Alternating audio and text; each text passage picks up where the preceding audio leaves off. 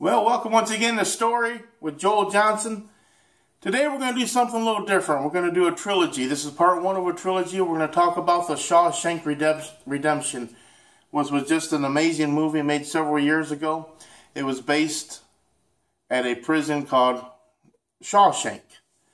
There's several characters in the movie that are very interesting, but there's three that are the most compelling to me. One is Brooks, one is Andy, and one is Red. Today we're going to talk about Brooks. Brooks was the older gentleman that worked in the library. He spent pretty much all of his adult life in prison. And it's the only life he really knew. It's the only life he really understood. It's the only life he could really navigate through and understand life and deal with life with, because it's all he ever knew. It was his experience. It was the way he dealt with things, by being in prison, by having other people tell him what to do, by him really not controlling his own life, but allowing the prison guards to control his life. And in such an instance, you really don't make many decisions, and you have your medical needs taken care of, your eating needs taken care of, your lodging. You're pretty much at the mercy of the prison guards, and it's the life he understood, and it's the life that he knew. There came a day when Brooks, it was time for him to leave the prison. He was being released. And it scared Brooks very much, because he didn't want to go. This is all he really knew. So he took a fellow prisoner, a friend of his, and put a knife to his throat. He was going to kill the guy, because he wanted to commit a crime so that he could stay in this prison. Of course, he didn't go through with it, and he was released. Well, upon his release, he went to a halfway house, he worked at a grocery store, and he was just simply miserable. You see, Brooks was comfortable in his prison cell, but he was not comfortable with his freedom.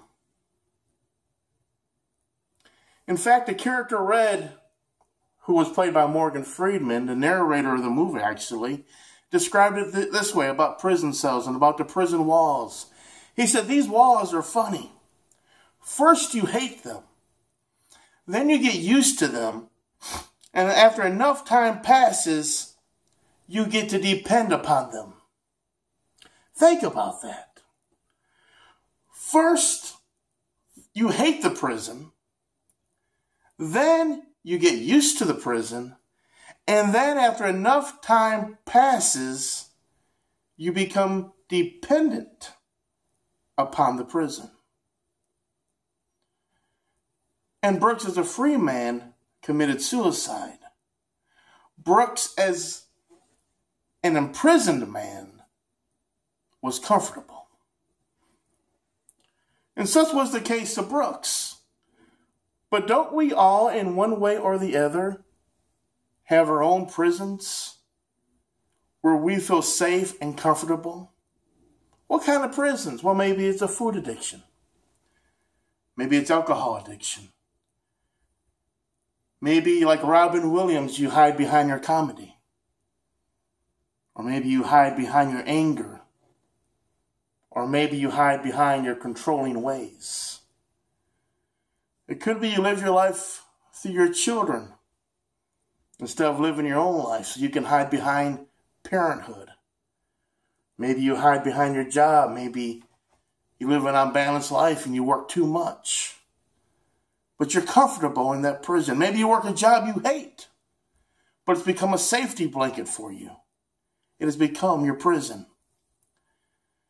Maybe it's an unhealthy relationship because you don't want to be alone. You're scared of being by yourself.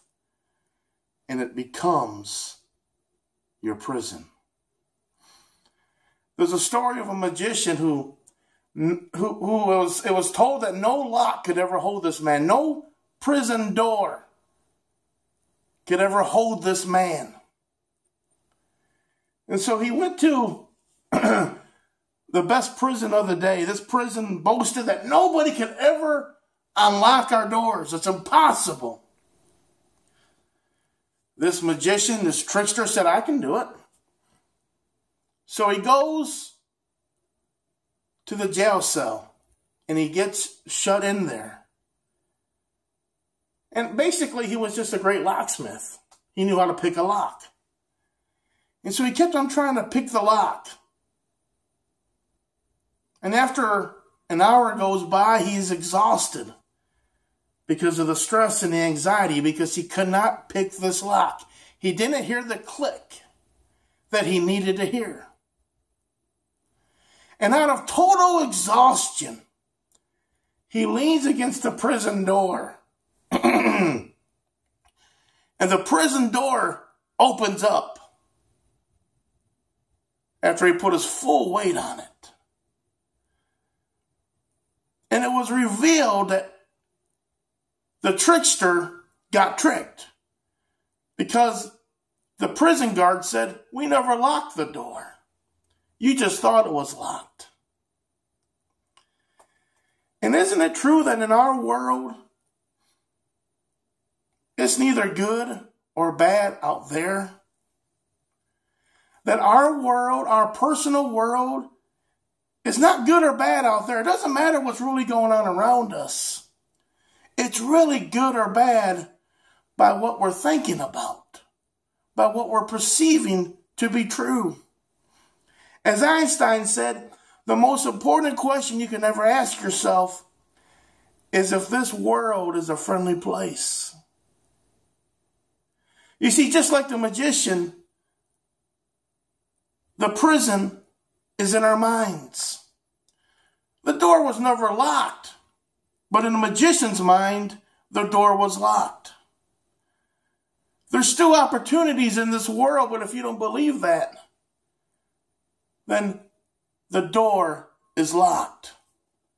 There's still ways to get out of your addiction. There's still ways to get out of relationships. There's still ways to get out of a job you don't like. There's still ways to be free from alcohol addiction and food addictions and drug addictions. There's still ways to become your authentic self. But if you think the world's going to reject you, if you think that there's nothing out there for you, then just like the magician, you believe the door to opportunity is locked.